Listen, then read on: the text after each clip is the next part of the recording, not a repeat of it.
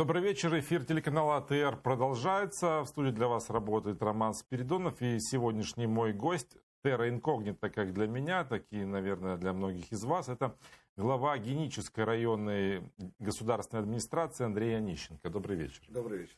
Вы в должности с октября прошлого года. Да. И до этого, насколько я знаю, никаких государственных должностей не занимали. Нет, я большую часть своей жизни отдал роботі і служби в Державній службі з надзвичайних ситуацій. Пропрацював. Після того я перейшов в гуманітарний сектор, працював в Національному комітеті Товариства Червоного Хреста України. Після того працював в рамках проєктів Організації Об'єднаних Націй. Це гуманітарна приватна компанія «Актед». Ну, это такие гуманитарные направления. В Красном Кресте вы, я так понимаю, проводили курсы по безопасному обхождению со взрывчатыми веществами. Так. А почему вдруг государственная служба управления районом, причем таким непростым районом, сейчас, можно сказать, приграничным по факту? По-перше, я подався через програму «Ліфт».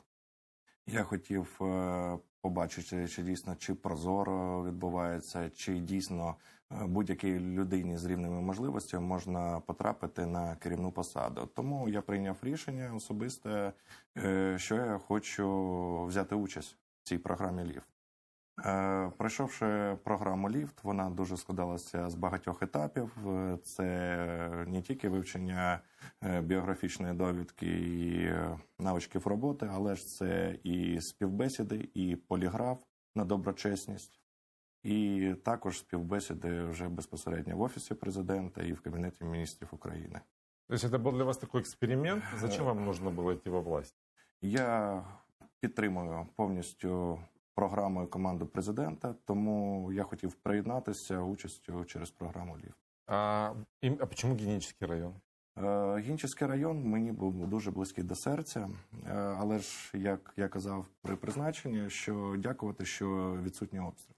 У мене деякий час і в службі Державній службі з надзвичайних ситуацій, і після того в гуманітарному секторі я працював в більшості випадків це на лінії розмежування. Тому всю проблематику з тимчасово окупованою територією і населених пунктів, які вздовж лінії розмежування знаходяться, я знав на практичному досвіді і хотів реалізувати всі свої практичні навички і внести якісь зміни на покращення якраз на території Генического району, який знаходиться, як ви знаєте, поряд з тимчасово окупованою територією. А що ви хотіли змінити? В першу чергу це в напрямку соціального захисту внутрішньо переміщених осіб, яких дуже багато в нашому районі. Це 2679 внутрішньо переміщених осіб. Це не тільки з тимчасово окупованої території з Криму, але ж це і з Донецької і Луганської областей. На прикладі, якщо брати з Криму, це 560 осіб внутрішньо переміщених, з Донецької і Луганської областей 1782 особи є в нашому районі. Окрім того, наш район дуже цікавий, тому що багато є національних меншин, і також, як ви знаєте, є корінний народ у нас, кримськотатарський. А что может глава района? Ну, территория, может, она географически большая, а какие полномочия? Что реально можно изменить? В першу чергу, все починається з комунікації. Щоб влада повинна бути відкрита для людей, тому що ми працюємо для людей і заради людей їхнього комфорту. Ну, это такой девиз, по суті. По суті, на практиці, можна сказати, і під час опитування, спілкування з народом, ми двері відкриті, тому що влада не повинна закриватися від народу, а йти в напрямку і робити більш комфортним. У нас, в першу чергу, ми можемо подивитися в наданні адміністративних, соціальних послуг. У нас відсутність практично черг. Якщо ми подивимося в більшості випадків, де великі є черги, є бюрократія якась, то ми зробили владу відкритою. Кожна людина, якщо прийшла і просить допомоги в вирішенні будь-якого питання, що залежить від працівників райдержадміністрації, то без питань вирішується і йдемо на зустріч, не взираючи там на будь-які проблемні питання чи часи прийому. Вот вы говорите, у вас нет очередей, а на КПВВ, насколько я знаю, там открылись ЦНАПы, Да, у нас сейчас работают. И очень много нареканий было по поводу того, что там то нет интернета, то нет сотрудников, то как-то очень сложно воспользоваться этими услугами именно на КПВВ. Ну, ви знаєте, я від вас це перше чую, тому що після проходження КПВВ, якщо з напрямку тимчасово окупованої території брати, то у нас працює сервісна зона, на якій знаходиться ЦНАП, Центр надання адміністративних послуг, який надає більше 100 адміністративних послуг. У більшості випадків це люди звертаються в напрямку паспортних питань. Це чи отримання закордонного паспорта, чи ID-картки, або інші якісь адміністративні послуги, які є комфортним, без питань. І також одна із особливостей, що люди з обмеженими можливостями також можуть отримати адміністративні послуги. А как вы считаете, это удачная была идея создавать на КПВВ ЦНАПы? В першу чергу це вітрина після тимчасово окупованої території, це перші метри, де люди можуть отримати на материковій Україні всі ці адміністративні послуги. А есть потребность? Какой объем? Є потреба, якщо... Какая посещаемость? Посещаємость десь приблизно до 70 осіб кожного дня. Да. Але ж з урахуванням того, що у нас є зараз заходи, пов'язані з запобіганням поширенню COVID-19, то зараз трохи зменшилась кількість людей, які отримати хочуть адміністративні послуги. Но ще треба зауважити те, що не тільки мешканці Криму можуть отримати адміністративні послуги після КПВВ, але ж і 8 населених пунктів, які поряд знаходяться, наприклад, Чонгарська сільська рада, також люди можуть звернутися до цього ЦНАПу і отримати ці адміністративні послуги. Тобто ЦНАП – це вже після переходу границі, після переходу на материкові. Да. І окрім того, в майбутньому, гадаю, найближчим часом запрацює у нас і автостанція, де люди зможуть вже скористатися транспортними послугами. А хаб, що буде в себе включати? Наразі працює робоча група. Це буде і автозаправочний комплекс буде. Також люди ж можуть і похарчуватися, відпочити. І зараз всі ці питання, нещодавно була підписаний меморандум між Міністерством інфраструктури, Укрзалізницею, Міністерством реінтеграції тимчасово окупованих територій, Херсонською обласною державною адміністрацією, меморандум про співробітництво. І наразі вже працює робоча група з вирішення цих питань.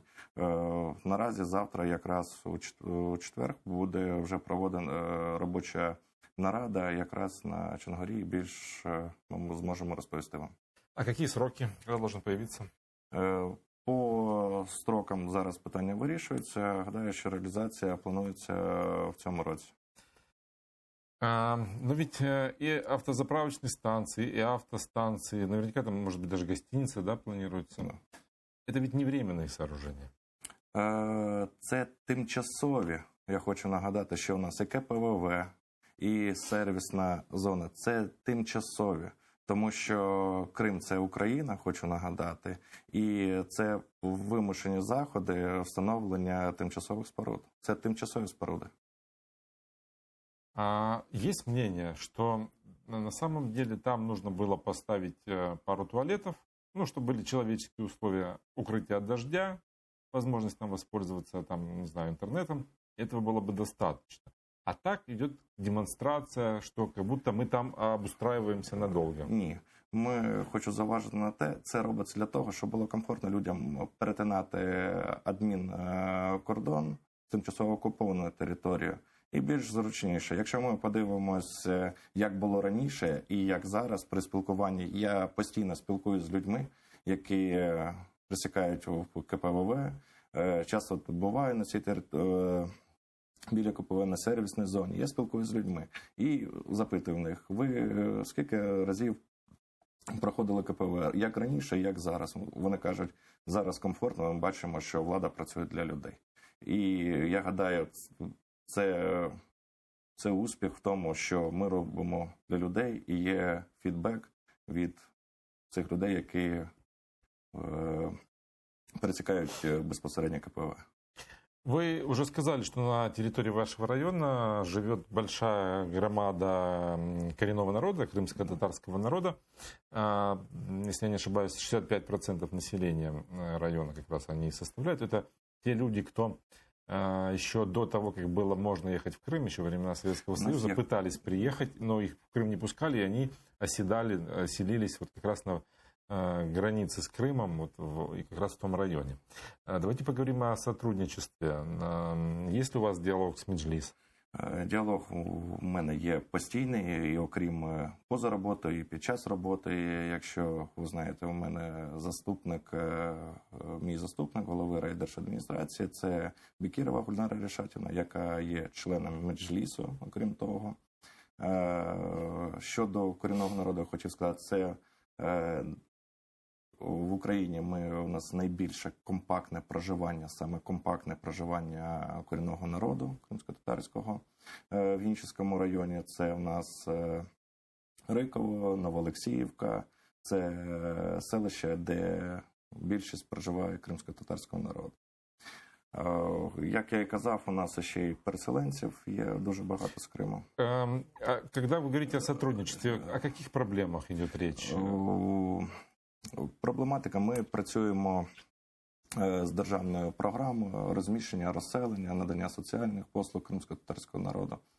І в першу чергу це фінансування, це на прикладі освіти, освіти, будівництва, розвитку інфраструктури шляхом работы с державной программой.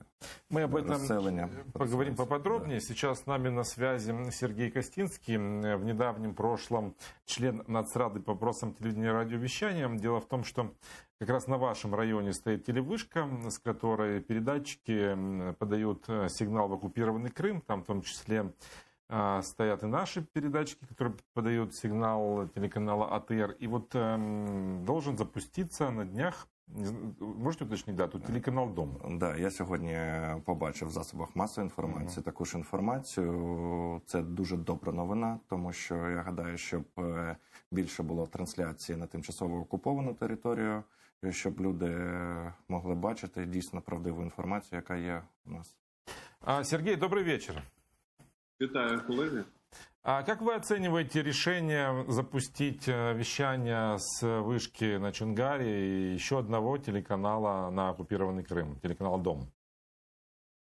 Загалом ставлення позитивне. Я вважаю, чим більше українських телеканалів і радіостанцій мовлять на лінії на межі з Кримом і в напрямку Криму, від цього посилюється і інформаційна політика, і посилюються інформаційні позиції української держави. Єдине питання у нас до самого телеканалу «Дом», чи є в його ефірі контент, який спрямований на мешканців Херсонщини та на мешканців Криму. Це перша історія. А друга історія полягає в тому, що запуск телеканалу «Дом» згідно наших планів, це не секрет, що я з 2015 року відповідав за цей напрямок. Наш план дій, який був розроблений наприкінці 2019 року, він передбачав, що концерн РФТ має придбати спеціальний 2-кіловатний передавач, який має працювати на 8-му каналі. І з цього каналу має здійснюватися якраз мовлення цифрі в стандарті DVB-T2 телеканалу для тимчасово окупованих територій. Мені поки що невідомо, чи це такий передавач придбано, чи він встановлений тому що саме з цього передавача має відбуватися якісне мовлення в напрямку Сімферополя. Якщо ДОМ планується мовити в рамках частот 50-го та 51-го ДВК, де ми створили відповідні мультиплекси, то цей сигнал, звичайно, що якісно охоплювати Північний Крим не буде. Він буде поширюватися на невелику відстань і здебільшого він буде охоплювати мешканців Херсонської області. Тому для того, щоб ДОМ якісно мовив на територію Криму, він має мовити з 2 кВт передавача на 8-му телевізійному каналі, як це було нами і заплановано. Я сподіваюся, що в цьому напрямку робота йде. В информационных сообщениях речь шла о 5-киловаттном передатчике. Я, правда, не могу сказать, на каком канале. Це може бути аналогове мовлення на 8-му каналі, але насправді для того, щоб ефективно охоплювати територію Криму, мовлення має здійснюватися в цифрі у відповідній модуляції. Вона має назву КПСК. І тоді територія і кількість населення кримчан, які будуть охоплюватися цим сигналом, тоді це буде якісне покриття. Аналог, насправді, дуже серйозно блокується окупаційною владою. Тому, якщо мова йде про цифру, как вы оцениваете качество и достаточно ли эффективные передатчики для того, чтобы освещать и подавать сигнал в оккупированный Крым в том формате, в котором он уже существует? Це важливий напрямок роботи. Він не гарантує нам покриття сигналом всього Криму. На сьогоднішній день у нас є тільки один мовник, який з Чонгашської щогли охоплює десь більше 60% населення Криму. Це радіо Кримреалії, яке мовить на частоті 648 кГц. Я до речі, хочу поділитися з вами новиною, колеги. Минулого року посольство США підтримало радіо Кримреалії, надало фінанси, і ця радіостанція придбала вже новий передавач. І в жовтні цього року ця радіостанція буде мовити вже з потужністю не 10 кВт, як зараз, а 25 кВт. І таким чином якісний сигнал української радіостанції Радіо Кримреалії на частоті 648 кГц буде почути і на півдні, і на сході, і на заході Криму. Сигнал буде поширювати, його можна буде слухати якісно і в Сімферополі. Спасибо. Телебачення, я хочу зазначити, що ключовою технологією для нас є супутникове мовлення, оскільки дозволяє охоплювати весь Крим, але те, що потрібно розвивати ефірне, цифрове і аналогове мовлення, в тому числі і з Чонгашської щогли, це абсолютно правильний и корректный напрямок работы. Спасибо вам большое, Сергей. Сергей Костинский, в недавнем прошлом член Нацсовета по вопросам телевидения и радиовещания. Есть ли проблема, связанная с скажем так, действием? Есть ли сигналы российских СМИ на территории Генического района? Я не замічав такого, тому що я є патріотом України, і окрім того, що серед людей я такого не бачив, і що є якісь російські засоби масової інформації, але ж ми знаємо, що ворог не дремлять завжди, і тому, я гадаю, наші правоохоронці і спецслужби працюють дуже добре в цьому напрямку. Почему я спрашиваю? Потому что юг Украины, как-то так сложилось мнение, что в нем превалируют такие, скажем, пророссийские настроения, что там, скажем так, русский мир очень активно внедряется и так укоренился. И вот есть вот такая вот особенность, связанная с влиянием России на этот регион, в том числе информационная. И не только. Есть информация о том, что некоторые беглые уже, скажем так, чиновники из Генического района, я имею в виду бывшего главу Генической райгосадминистрации Ситумира Неметулаева, который был еще и бизнесменом, оказывается, владел сельхозпредприятиями, еще кучей предприятий, находясь в Крыму, прославляя Путина, через своих представителей, каких-то, в том числе и через родственников, и через свою жену, пытался управлять своим бизнесом. Как на сегодняшний день обстоят дела с этим? Ну, знаєте, де знаходиться у нас якраз КПВ «Чонгар». Дуже багато питань було щодо аеродромних плит, які знаходяться поблизу КПВ «Чонгар». Наразі... Чтобы было нашим телезрителям понятно, что за аэродромные плиты?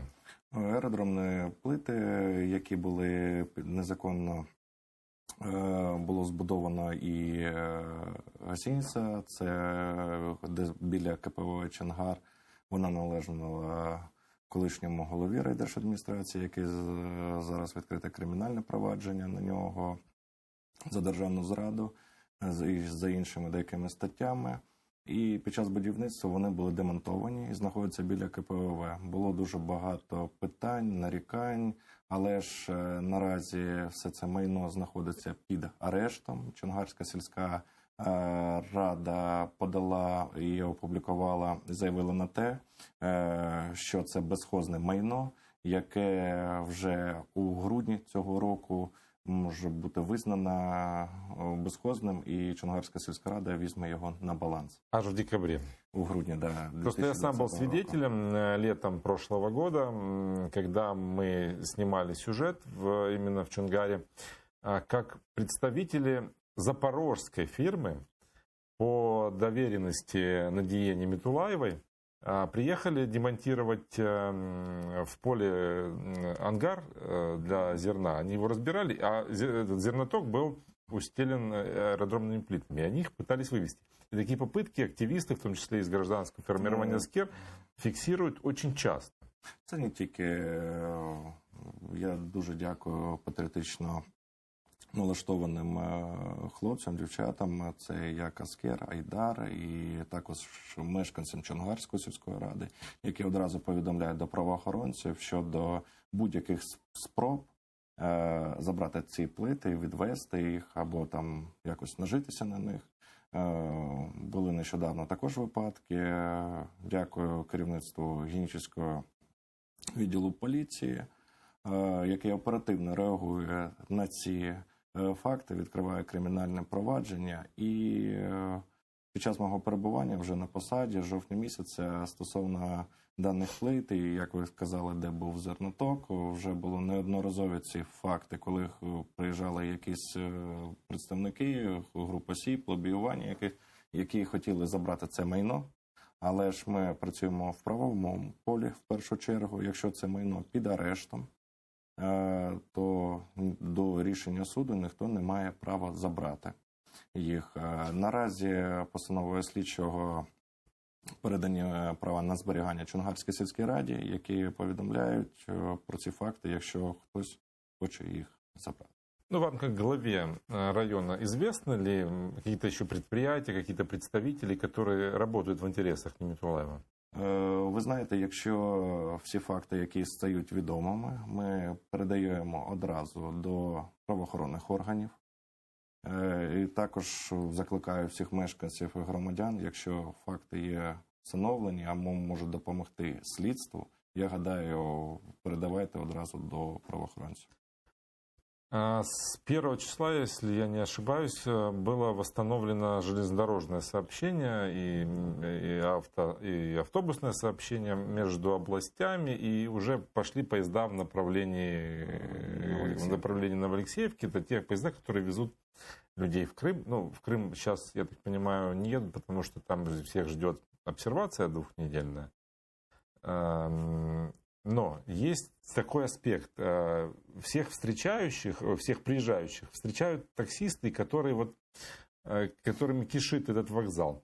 И доходило до того, конкуренция между этими перевозчиками, что возникали реальные войны. А даже в 2017 году было нападение на заместителя постоянного представителя президента Украины в Крыму Зитагданова. Там был конфликт, связанный с попыткой перевозки привести в какой-то порядок, сделать их легальными. Как сейчас обстоят дела?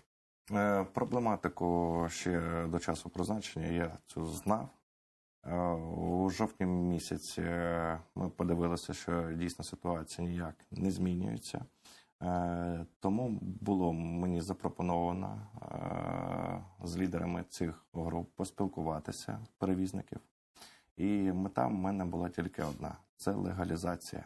Легалізація перевізників, а це в першу чергу це відкриття чи юридичної особи, чи ФОПу, фізичної особи підприємця, це легалізація найманої праці, це отримання ліцензії, щоб це було згідно чинного законодавства. Мною було запропоновано всім в термін місяць легалізуватись. Після того почалися рейди. Ми почали проводити, де представники спецслужб входили, правоохоронні органи, податкова, Укртрансбезпека. І всі, хто порушував чинне законодавство, були притягнуті до відповідальності. Це перше – це складання штрафу, а після того вже притягнуть до відповідальності. Дуже стало багато і, знаєте, за інформацією податкової, близько 90% легалізувалися, працюють, сплачують податки, отримали ліцензію. І я гадаю, це досягненням і успіхом в напрямку легалізації бізнесу і перевізників. Что сейчас ждет приезжающий? Вот он выходит на перрон, этот дядька с ключами, его будет встречать? Дядька, як ви кажете, з ключами, і якщо він вже легалізувався, сплачує податки, він має на це повне право. А как это понять? Вот я беру таксиста, который нелегал, или который работает ви можете в першу чергу спитати, а окрім того, з боку влади продовжуються перевірки, рейдові перевірки, де вони є комплексні, що входять представники різних органів виконавчої влади, і ті, хто порушить, будуть притягатися до відповідальності. Рейдові перевірки ніхто не відміняв, тому вони як були, так і будуть. А вы уже говорили о сотрудничестве с местным меджлисом, с коренным народом Крыма, говорили об образовании. В Новоалексеевке работает школа первая, да, где идет обучение крымско-татарскому. Во второй школе, я знаю, открылись классы. Есть ли на сегодняшний день потребность в развитии обучения на крымско-татарском языке? И что, будут ли еще какие-то классы открываться? Будет ли расширяться обучение? Наразі відділом освіти, культури Генічеської адміністрації пропрацьовуються дані питання, проводиться моніторинг щодо визначення потреби. І вже ближче до початку навчального року вони вже будуть відомі. Вы говорите о том, что есть программы по обустройству, да, по развитию. И в Геническом районе выделяется земля, на которой будут строиться дома при поддержке Турции для переселенцев. Вот могли бы подробнее об этом рассказать? Да, зараз... Где эта земля? Выделена ли она уже? Сколько там гектаров? Что там будет построено? И в какие сроки? Це до 2 гектарів, які будуть місце розташування. Це мікрорайон. В місті Генічеськ будуть знаходитися, передбачає 160 квартир, де можуть отримати квартири внутрішньо переміщені особи, представники кримсько-татарського народу. І також при прийнятті, якщо буде прийнята програма Генічеською міською радою, то розглядається питання, що 10 квартир отримають представники міста Генічеська, це з соцсфери, з гуманітарної сфери, які стоять в черзі на отримання і поліпшення житлових умов. А сколько всего квартир? 160 розглядається. 160. Да, наразі. Наразі у нас створена робоча група, дякувати Херсонській обласній державній адміністрації. Ми в постійному контакті Генічеський міський голова, Херсонська обласна державна адміністрація, райдержадміністрація і представники Туреччини. Вже розроблені алгоритми та карта дій щодо реалізації даного проєкту. А вже звісно, вже звісно, хто буде жити в цих квартирах? Зараз вирішується щодо програми. В першу чергу це представники кримсько-татарського народу, внутрішньо переміщені особи і інші категорії осіб, які потребують поліпшення житлових умов. Наразі на найближчій сесії буде розглядатися питання вже де юре виділення даної землі. Попередньо ми вже розглянули дану ділянку, де вона буде знаходитись. І окрім того, вже об'єкти інфраструктури і стосовно ремонту доріг біля даної ділянки вже будуть проводитись уже в цьому році. А какой механизм определения, кому нужна эта квартира? Как его определяете? Це наразі йде підписання меморандуму щодо цієї соціальної програми, кому і в якій кількості будуть надані дані квартири. Представники Туреччини, Генічеської міської влади, райдержадміністрації, Херсонської обласної державної адміністрації, ця програма у нас розробляється, кожен вносить свої пропозиції, буде вона підписана. Среди тех, кто попадает к вам в район, переезжает Минграницу, много, вот сейчас, этот сезон, абитуриентов едут для того, чтобы поступать в материковые вузы по упрощенной программе. Можете им рассказать, чего им ждать на границе? В першу чергу передбачено, що до них не буде застосовуватися обсервація, тому що на даний час в нас є ці люди, які перетнули через КПВ Чонгар, повинні бути на обсервації 14 діб. У нас є місце розміщення обсервації, це в Новотроїцькій лікарні, де ми можемо розмістити, доставити людей на обсервацію 14 діб.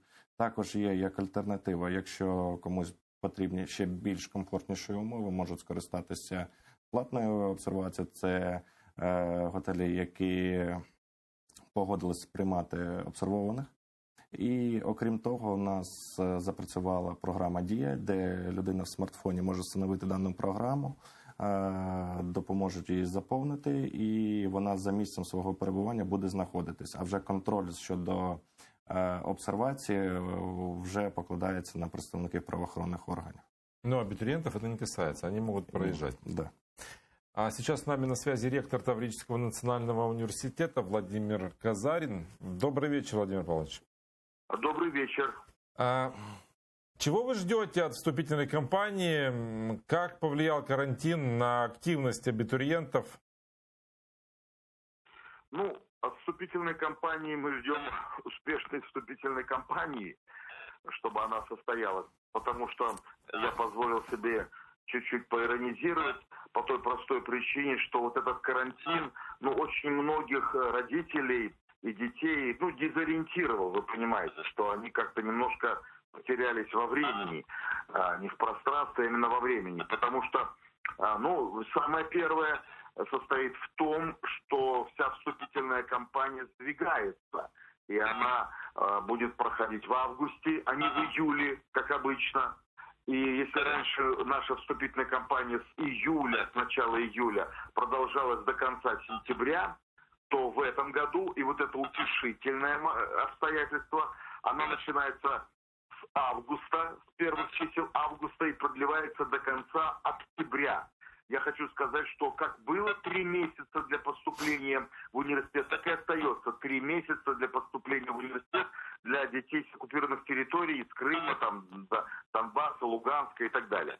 А те, которые поступают к нам после окончания украинской школы, те, которые, например, на материковой части Украины школу заканчивают, то они, сначала будут сдавать ЗНО, которое тоже сдвигается, прямо скажем, даже нет, может быть, до конца абсолютной ясности, как она пройдет, потому что тут тоже сложная ситуация. И они к нам будут тогда в августе, те, которые будут сдавать через ЗНО, приходить к нам в университет. То есть вот тут главное каждому, кто заинтересован в этой кампании, помнить, что по срокам сдвигается на месяц, но, по крайней мере, ничто не отменено. Есть ли у вас какая-то обратная связь? Вы уже можете подсчитать, сколько абитуриентов у вас будет, желающих, может быть, поступить в ТНО? С одной стороны, мы проводим каждый год, и в этом году довольно активную кампанию для детей, проживающих, например, в Крыму и вот опять же на других частях оккупированных, и для наших абитуриентов по всей Украине. Это правда многочисленные интервью по разным телеканалам. Мы им благодарны, что они нас постоянно университетских коллег приглашают. Это разные FM-радиостанции. Это информация, которую мы размещаем через сайты, которые освещают эту нашу деятельность. Это, в конце концов, наш собственный сайт университетский. Это наши студенты, которые в Фейсбуке распространяют информацию. Будучи студентами, они стараются помочь другим молодым людям, заканчивающим школу, тоже стать студентами. Это отдельная программа, которую колледж проводит, потому что при нас есть колледж, и желающие после 9 класса могут поступать в колледж, а потом по окончании сразу идти в университет на 2 или на 3 курс. Тем самым они опережают своих сверстников. И она проводится в очередной раз. В этом году мы к этому привыкли, и это отработанная система. Но дети запертые не только там в Крыму и в оккупированных частях Донбасса, но дети запертые просто в регионах. Вы же знаете, у нас межрегионального сообщения тоже не было. Уже восстанавливается. Да, железнодорожный транспорт не ходил и так далее. Вот это немножко нарушает привычную коммуникацию. Но по количеству писем, которые мы получаем на сайт с разными вопросами, там, когда поступать, что привозить, какие документы нужны, можно предположить, что интерес поддерживается, но на таком же высоком уровне, как и в предыдущие годы. У нас хороший набор каждый год был, и мы каждый год увеличили количество поступающих. Но, если честно, я не могу до конца быть уверенным, что это так, и я чуть-чуть опасаюсь, как бы нас не настигли некоторые потери по количеству поступающих. Спасибо вам большое. Владимир Казарин, ректор Таврического национального университета, вуза переселенцев, который работает по программе «Крым-Украина», в которой можно поступать по упрощенной системе даже без сдачи ЗНО. Не могу не обсудить с вами одну историю, которая произошла в марте. Недалеко от админграницы произошел конфликт. Там на одной из заправочной станций уволили 5 сотрудников, ими оказались крымские татары. Но если говорить о том, там уволили по каким причинам, может быть, не знаю, стоит вникать или не стоит, но хозяйка, директор этой автостанции заявила о том, что надо своим сотрудникам, крымским татарам, что надо вас вернуть в Узбекистан. Вот у нас есть, и мы можем это посмотреть, как потом туда пришли активисты, там, в том числе из гражданского формирования «Аскер» и экс-бойцы батальона «Айдар». Они заблокировали эту автостанцию и требовали извинений от этой женщины. Вот давайте послушаем и о том, как они эту ситуацию видят и комментируют. События, которые здесь происходят, вызваны безответственными заявлениями в интернете Надежды Аникеевой, которая является директором этой бензоколонки. Она заявляет, чтобы в отношении татар, в частности, она заявляет, что она избавится от татар, как только станет главой сельсовета, и предлагает выслать всех крымских татар, которые находятся здесь, в этой местности, обратно в Узбекистан. И это в интернете скриншоты существуют. Кроме того, у нее разговоры были непосредственно с работниками, с ее подчиненными, которые тоже являются крымскими татарами. И подчиненных этих она уволила. Я житель Крыма, я знаю, что все социальные катастрофы происходят именно если такие заявления оставлять без последствий. Ну вот, давайте прокомментируем слова Евгения Яранцева о том, что если оставлять без реакции, то это может привести к дальнейшим... Реакція, в першу чергу, повинна завжди бути. І стосовно цієї ситуації, я, як голова адміністрації, для мене я не буду осторонь. Я в той час виїжджав на цю ситуацію, яка трапилась. Я виїхав з представниками поліції, правоохоронних органів. Ми спілкувалися із представниками і Аскеру, і Айдару. І безпосередньо знаю цю ситуацію, тому що я безпосередньо там знаходився, коли питання полягало щодо прозорості, відкритості і безпосередньо реагування. Представниками відділу гінічної поліції відкриті кримінальні провадження, кримінальна справа стосовно дій даного представника, яка висловлювалася по відношенню своїх підлеглих, а також на дії всіх тих осіб, які перешкоджали проводити подальші дії. А что это за директор заправки, которая еще и собирается стать главой сельсовета? Какого сельсовета? Чингарасова? Це у кожного своє там бажання і своє міркування, але ж до мене не надходила жодної інформації стосовно якоїсь сільради. Щодо кваліфікації даного правопорушення, наразі розслідується гінічним відділом поліції ця справа. Єдине питання у тих осіб, у яких, як ми спілкувалися, якщо є скріншоти спілкування, засоби, надати до гінічного відділу поліції, що допоможе в ході розслідування даної справи. Ну, и просто такие заявления в регионе, Це недопустимо. в котором живут большинство крымских Дана татар, ситуація, як дуже кажу, вона опасно. недопустима. Невзираючи на національність, релігію, віросповідання, закон один для всіх. І окрім того, людина, яка, якщо підтвердиться ця інформація, що була озвучена, жодна людина не має такого права робити. Це протизаконно. Еще одна тема, о которой я хочу с вами поговорить. Так как исторически сложилось, что теперь Геническ стал своего рода альтернативой Крыму. Курортной альтернативой. Может быть, я, конечно, преувеличиваю, но, тем не менее, многие теперь не могут ездить в Крым по идейным соображениям, там, по политическим соображениям, и выбирают в том числе и курорты Геническа. Вот что может стать курорт альтернативой? Что вы можете предложить отдыхающим? Ну, Генічний район є доволі дуже цікавим районом в напрямку курорту, туризму, тому що у нас, окрім звичайного туризму, у нас ще запроваджується це екстремальний туризм, це каяки, кайти. У нас всі умови є, природа наділила Генічний район. Окрім того, в напрямку лікувальної сфери, туристичного лікувального напрямку, це в нас знаходяться і у Добромові гарячі джерела, де люди лікуються. Дуже чисте це Азовське море знаходиться, це залив Сиваша, а також якраз природні копалини, це Рожеве озеро і безпосередньо морська сіль.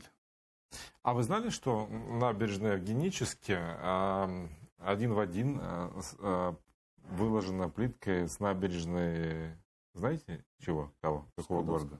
Рио-де-Жанейро. Вот я сейчас попрошу редактора, возможно, вот обратите внимание, с одной стороны, нет, это, по-моему, сейчас обе картинки с Рио-де-Жанейро. Ну, левая точно с Рио-де-Жанейро, Ну, скоріш правая, возможно, за все, це Геническа. тільки візерунки. Да, я имею в виду плитка, узор плитки, он практически совпадает с плиткой в Рио-де-Жанейро.